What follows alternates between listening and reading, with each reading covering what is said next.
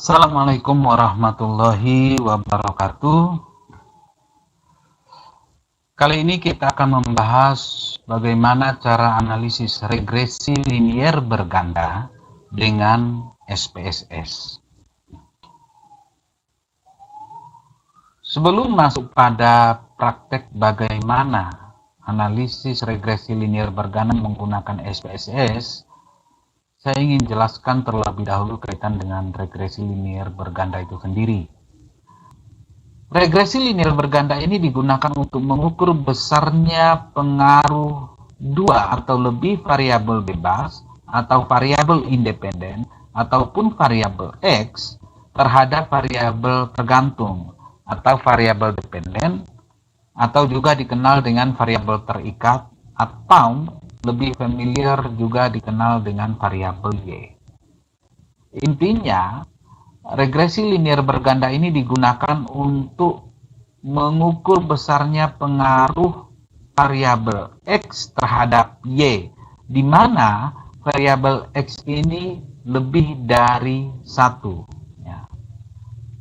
Bisa jadi variabel X-nya 2, 3, ataupun mungkin lebih dari 3 variabel X. Tentunya sebelum melakukan analisis regresi linier berganda, ada beberapa persyaratan yang harus kita lalui yang dikenal dengan uji asumsi klasik. Ya. Syarat kelayakan yang pertama itu adalah uji normalitas. Uji normalitas ini digunakan untuk melihat apakah nilai residual terdistribusi normal ataupun tidak. Itu yang pertama. Kemudian syarat yang kedua itu adalah multikolinearitas. Nah, gunanya untuk melihat ada atau tidaknya korelasi yang tinggi antara variabel-variabel bebas dalam satu model regresi linier berganda. Itu syarat yang kedua. Kemudian syarat yang ketiga, kita harus melakukan analisis heteroskedastisitas. Gunanya untuk apa? Untuk melihat apakah terdapat ketidaksamaan varians dari residual satu ke pengamatan yang lain. Nah. Kemudian syarat yang keempat adalah linearitas. Linearitas ini untuk apa? Jadi linearitas ini digunakan untuk melihat apakah model yang dibangun mempunyai hubungan linier ataupun tidak. Dan yang terakhir, syarat yang kelima itu adalah autokorelasi. Nah, autokorelasi ini digunakan untuk melihat apakah terjadi korelasi antara satu periode T dengan periode sebelumnya atau T-1. Nah, untuk autokorelasi umumnya digunakan untuk data yang bersifat time series ya, atau runtun waktu. Kelima syarat ini harus dilalui dulu sebelum kita melakukan uji analisis regresi linier berganda. Bagaimana cara melakukan analisis normalitas, multikolinearitas, heteroskedastisitas, linearitas, dan autokorelasi ini nanti akan saya bahas dalam video tersendiri. Ya, ini tentu butuh pembahasan lebih dalam khusus untuk kelima syarat kelayakan regresi linier berganda ini. Oke, kita masuk pada contoh kasus. Satu misal ada judul penelitian pengaruh budaya organisasi, etos kerja, dan kedisiplinan terhadap kinerja pegawai PT ABC. Nah, dari judul ini kita bisa identifikasi mana yang menjadi variabel bebas dan mana yang menjadi variabel terikat, atau mana yang menjadi variabel X dan mana yang menjadi variabel Y.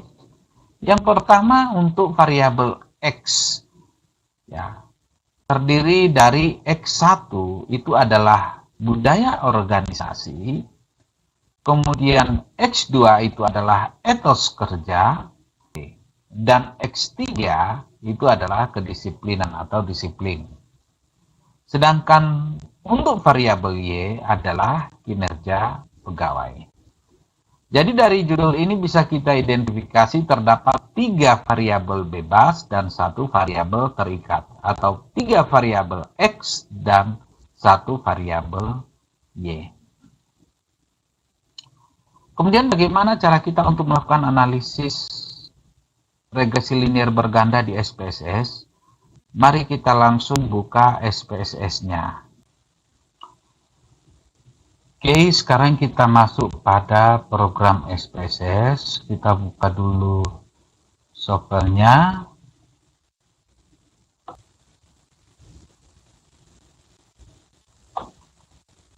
Oke, sekarang kita sudah masuk pada lembar kerja SPSS. Langkah awal yang harus kita lakukan, kita masuk pada variabel view. Di pojok kiri bawah, ini ada data view dan ada variabel view. Sekarang kita klik variabel view.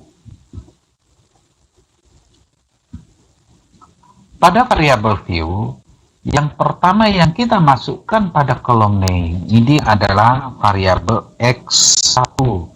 Kita ketikkan variabel X1 pada kolom name, kemudian enter. Nah, untuk label X1 itu adalah budaya organisasi. Jadi kita masukkan label budaya organisasi untuk variabel X1. Berikutnya yang kita masukkan adalah X2. Kita ketik X2 pada kolom name, kemudian kita enter. Nah, untuk X2 ini labelnya adalah etos kerja.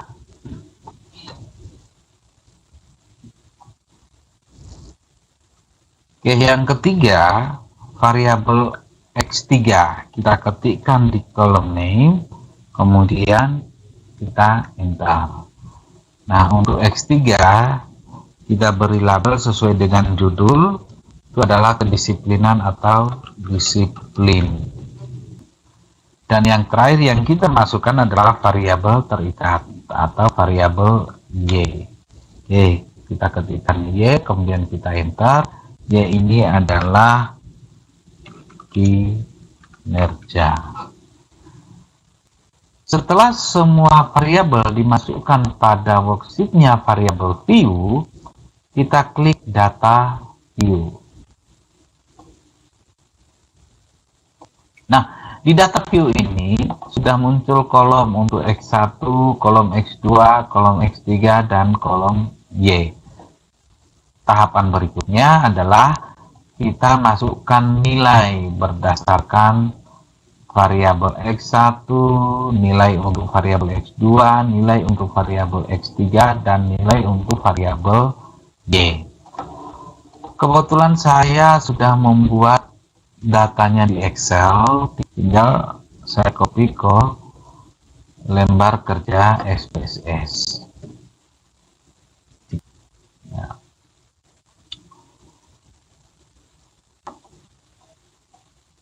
Kalau datanya sudah diinput, langkah berikutnya adalah kita masuk pada tahapan analisis. Untuk tahapan analisis ini kita klik analyze, ya. Kemudian kita klik regression dan kita pilih linear. Oke. Muncul kotak dialog untuk analisis regresi berganda. Berikutnya, untuk variabel bebas, baik X1, X2, X3 ini kita masukkan ke kotak independen. Caranya bagaimana? Kita klik variabel X1, kemudian kita klik tanda panah. Demikian juga untuk variabel X2 kita klik, kemudian kita klik tanda panah. Dan yang terakhir untuk variabel bebasnya X3 kita klik, kemudian kita klik tanda panah. sehingga semua variabel bebas masuk ke kotak independence. Berikutnya untuk variabel Y atau kinerja atau variabel terikat, kita masukkan ke kotak dependen. Nah, kalau semuanya sudah kita masukkan berdasarkan jenis variabelnya, langkah berikutnya kita klik OK. Oke, ini adalah hasil output SPSS regresi linear berganda. Hasil output analisis regresi linear berganda ini terdiri dari 4 tabel. Yang pertama variabel enter atau removed, kemudian model summary, kemudian ANOVA, dan yang terakhir adalah koefisien. Langkah selanjutnya tinggal kita membahas apa makna setiap angka yang muncul dalam hasil output SPSS ini. Yang harus dipahami bahwa tidak semua nilai yang muncul ini akan kita gunakan. Oke, kita akan menggunakan sesuai dengan kebutuhan. Jadi yang akan kita baca ini adalah ketiga tabel ini, model summary, ANOVA, dan koefisien. Oke, kita langsung pada pembahasan bagaimana cara membaca hasil output SPSS ini. Sekarang kita masuk pada penjelasan kaitan dengan output SPSS. Untuk output analisis regresi linear berganda ini, yang pertama yang akan kita bahas adalah model summary. Oke.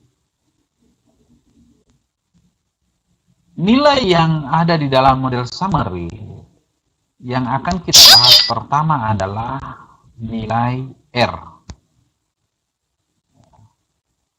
Nilai R ini menunjukkan adanya hubungan antara variabel bebas dengan variabel terikat. Dengan interpretasi koefisiennya adalah sebagai berikut. Yang pertama, jika ketemu nilai R antara 0,8 sampai dengan 1, maka dikatakan terdapat tingkat hubungan yang sangat kuat antara variabel bebas dengan variabel terikat. Yang kedua, jika nilai R ketemu antara 0,60 sampai dengan 0,799, maka terdapat tingkat hubungan yang kuat antara variabel bebas dengan variabel terikat. Yang ketiga, jika ketemu nilai R antara 0,40 sampai dengan 0,599, itu artinya terdapat tingkat hubungan yang cukup kuat antara variabel bebas dengan variabel terikat. Berikutnya, jika ketemu nilai R antara 0,20 sampai dengan 0,399, maka terdapat tingkat hubungan yang rendah antara variabel bebas dengan variabel terikat. Dan yang terakhir, jika ketemu nilai R antara 0,00 sampai dengan 0,199, maka terdapat tingkat hubungan yang sangat rendah antara variabel bebas dengan variabel terikat. Nah, dalam kasus ini kita coba lihat makna daripada nilai R berdasarkan hasil analisis. Nilai R ketemu 0,838. Nah, apa maknanya? Makna daripada nilai R 0,838 itu artinya terdapat hubungan yang sangat kuat antara variabel X dengan variabel Y. Atau dengan kata lain, terdapat hubungan yang sangat kuat antara budaya organisasi, etos kerja, dan disiplin dengan kinerja pegawai. Nah, ini makna daripada nilai R. Berikutnya nilai R square.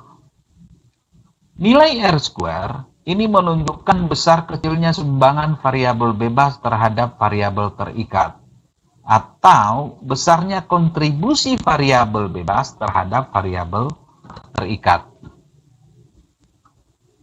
Nah, dalam kasus ini berdasarkan hasil analisis data, nilai R square ketemu 0,703. Ini artinya nilai ini menunjukkan bahwa variabel X dapat menjelaskan variabel Y sebesar 70,3%.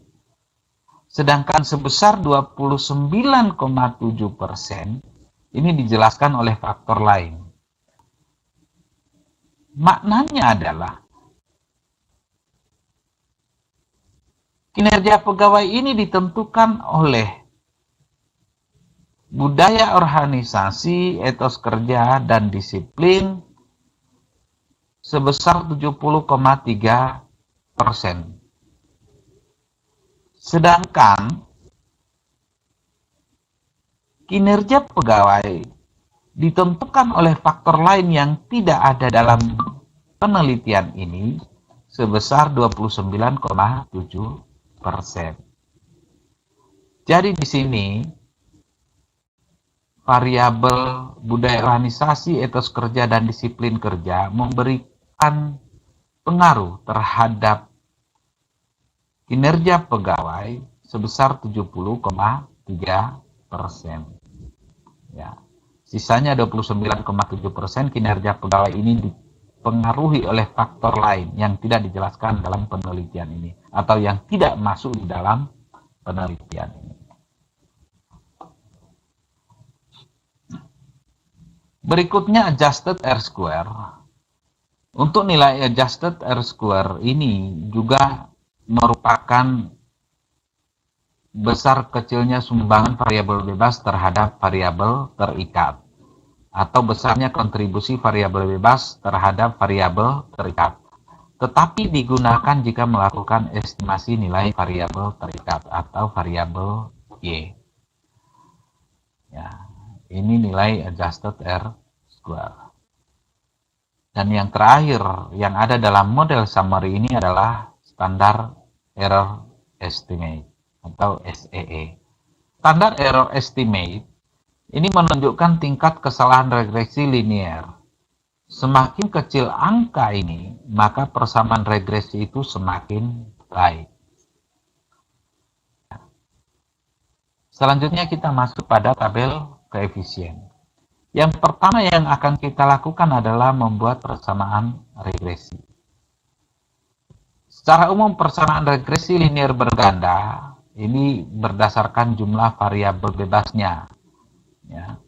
Y sama dengan A plus BX1 plus BX2 plus BX3. Nah, untuk pembentukan persamaan regresi ini berdasarkan nilai koefisien yang ada di unstandardized coefficient. Sehingga kalau kita membuat persamaan regresi, maka persamaan regresinya adalah Y sama dengan A itu adalah konstan 1,784 ditambah 0,367 X1 ditambah 0,190 X2 ditambah 0,078 X3. Jadi ini adalah persamaan regresi yang terbentuk berdasarkan nilai koefisien regresi yang ada pada tabel koefisien. Oke, berikutnya yang akan saya bahas di sini adalah konstan atau konstanta. Ya. Konstanta ini merupakan bilangan tetap atau konstan variabel terikat di saat variabel bebas bernilai 0. Atau dengan kata lain, nilai konstan ini adalah nilai variabel Y saat variabel Y tidak dipengaruhi oleh semua variabel X. Nah, dalam kasus ini, nilai konstan sebesar 1,784. Ini artinya apa? Artinya bahwa jika tidak ada budaya organisasi, tidak ada etos kerja, kemudian tidak ada disiplin, maka nilai konsisten kinerja pegawai sebesar 1,784. Ini makna daripada konstanta. Kemudian bagaimana dengan nilai koefisien regresi ini untuk X1, X2, dan X3? Nilai koefisien regresi ini sebagai nilai arah penentu ramalan ataupun prediksi yang menunjukkan peningkatan jika nilainya positif atau penurunan jika nilainya negatif variabel Y. Ya. Jadi nilai koefisien ini menunjukkan peningkatan ataupun penurunan variabel Y. Tinggal kita lihat apakah bernilai positif ataupun negatif. Kalau nilainya positif, berarti ini menunjukkan peningkatan variabel Y. Nah, jika nilainya negatif, berarti ini menunjukkan penurunan variabel Y. Oke, mari kita coba bahas satu persatu. Kita awali dari budaya organisasi. Nah, untuk budaya organisasi, angka koefisien regresi budaya organisasi X1 sebesar 0,367. Ini artinya apa? Artinya setiap penambahan 1% budaya organisasi, maka kinerja pegawai akan meningkat sebesar 0,367. Ya. Kembali kepada penjelasan sebelumnya, bahwa nilai koefisien regresi ini menunjukkan peningkatan ataupun penurunan variabel Y. Sehingga dari penjelasan ini, jika ketemu budaya organisasi 0,367, berarti setiap ada penambahan 1% budaya organisasi, maka kinerja pegawai akan meningkat sebesar 0,367. Berikutnya coba kita lihat untuk angka koefisien regresi etos kerja X2. Nah, di sini ketemu 0,190. Artinya, setiap penambahan 1% etos kerja X2, maka kinerja pegawai Y akan meningkat sebesar 0,190. Dan yang terakhir, untuk disiplin ya, atau kedisiplinan, angka koefisien regresi untuk disiplin X3 ketemu 0,078. Ini maknanya bahwa setiap penambahan 1% disiplin atau X3, maka akan diikuti oleh peningkatan kinerja pegawai sebesar 0,078. Jadi ini adalah makna daripada koefisien regresi, baik untuk variabel X1, X2, dan X3. Selanjutnya, kita masuk pada uji hipotesis. Berdasarkan contoh kasus yang sudah kita jelaskan sebelumnya, maka di sini saya mengangkat atau membuat hipotesis. Hipotesis yang pertama, H0, itu artinya tidak ada pengaruh secara simultan ataupun secara bersama-sama antara budaya organisasi, etos kerja, dan disiplin terhadap kinerja pegawai. Sedangkan hipotesis 1 itu adalah ada pengaruh secara simultan ataupun secara bersama-sama budaya organisasi, etos kerja, dan disiplin terhadap kinerja pegawai. Hipotesis ini yang akan kita uji berdasarkan hasil analisis data. Itu hipotesis yang pertama. Kemudian untuk hipotesis yang kedua, H0 itu adalah tidak ada pengaruh secara parsial budaya organisasi, etos kerja, dan disiplin terhadap kinerja pegawai. Kemudian untuk H1-nya adalah ada pengaruh secara parsial budaya organisasi, etos kerja, dan disiplin terhadap kinerja pegawai. Secara parsial ini artinya secara sendiri-sendiri. Misalnya, apakah ada pengaruh budaya organisasi terhadap kinerja pegawai? Kemudian, apakah ada pengaruh etos kerja terhadap kinerja pegawai? Dan berikutnya, apakah ada pengaruh disiplin terhadap kinerja pegawai? Jadi, untuk hipotesis kedua ini kita melihat secara parsial, secara sendiri-sendiri. Sedangkan untuk hipotesis yang pertama, kita melihat secara bersama-sama. Ya. Jadi antara X1, X2, X3 ini menjadi satu kesatuan, dilihat secara bersama-sama apakah memiliki pengaruh terhadap Y. Oke, mari kita masuk pada hasil analisis data. Untuk melihat uji hipotesis yang pertama, kita menggunakan tabel ANOVA. Di dalam melihat pengaruh secara simultan antara variabel bebas terhadap variabel terikat, atau antara variabel X terhadap variabel Y, kita menggunakan dua cara. Ya, ada dua cara yang bisa kita gunakan di sini untuk menjawab hipotesis yang pertama. Cara yang pertama, jika nilai F hitung lebih besar daripada F tabel, maka H0 ditolak dan H1 diterima. Ya.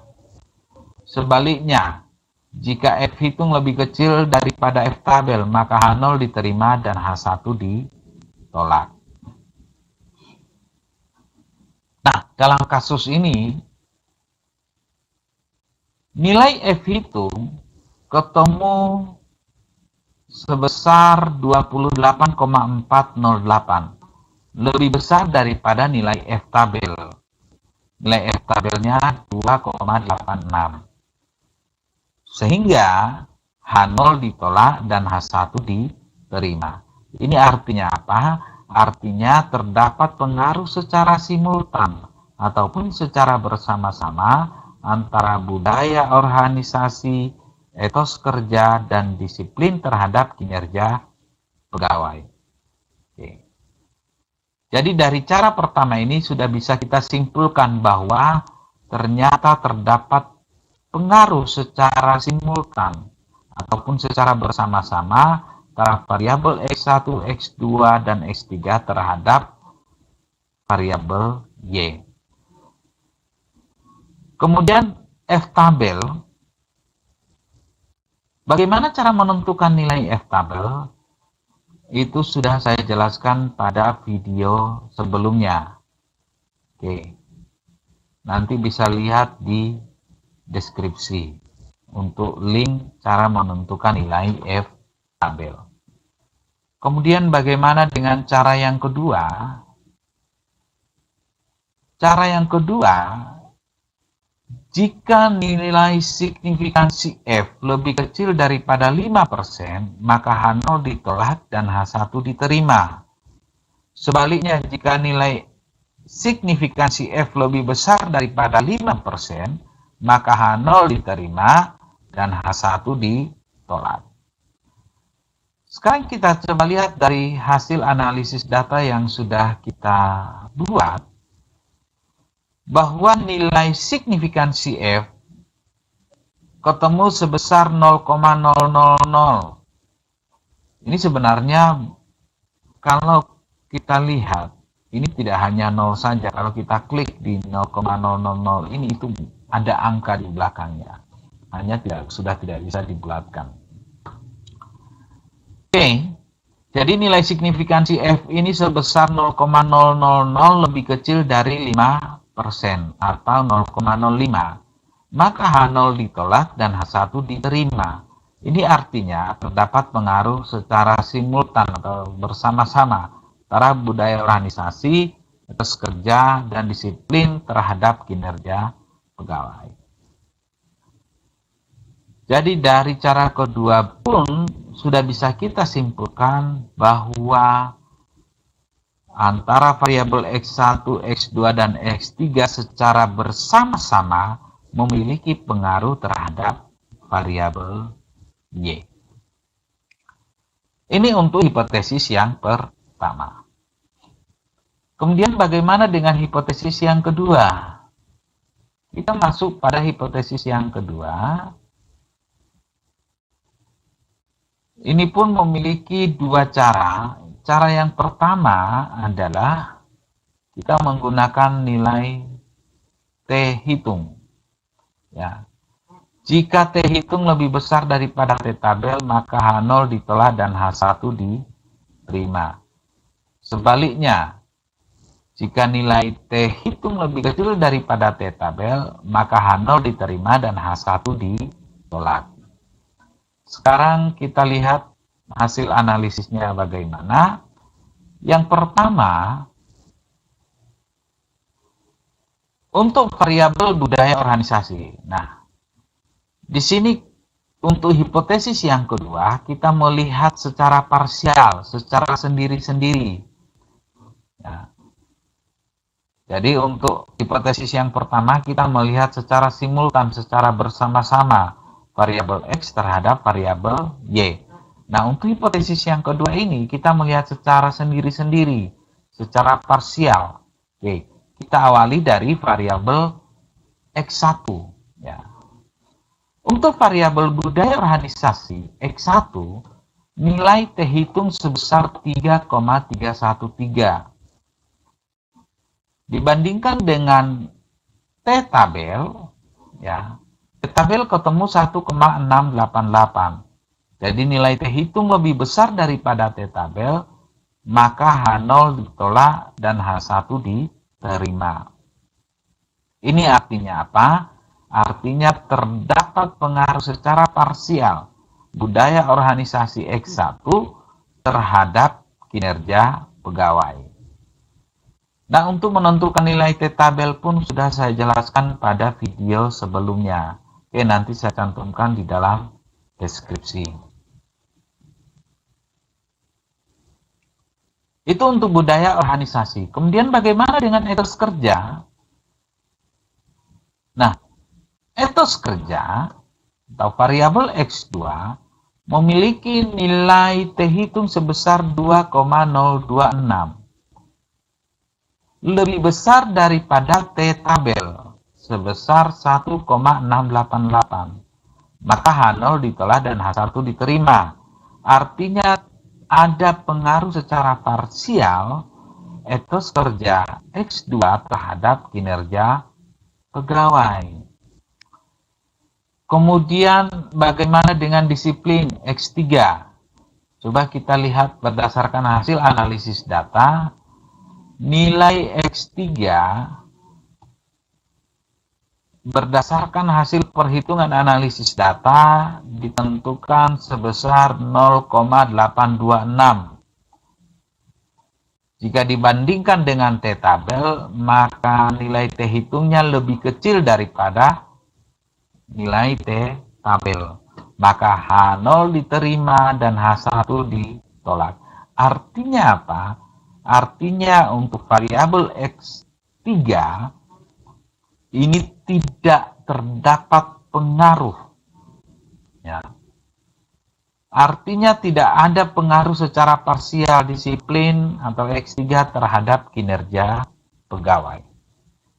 Jadi kalau dilihat secara parsial atau secara sendiri-sendiri dari ketiga variabel X1, X2, dan X3 ini, ternyata variabel X3 yang tidak memiliki pengaruh terhadap kinerja pegawai. Ini kalau kita melihat menggunakan cara yang pertama. Kemudian bagaimana dengan cara yang kedua?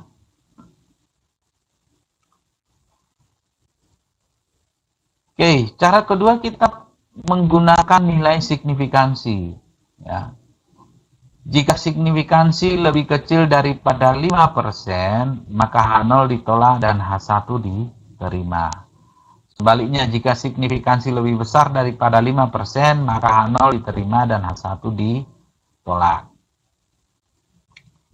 Sekarang kita coba lihat dari variabel X1 dulu. Variabel X1 budaya organisasi.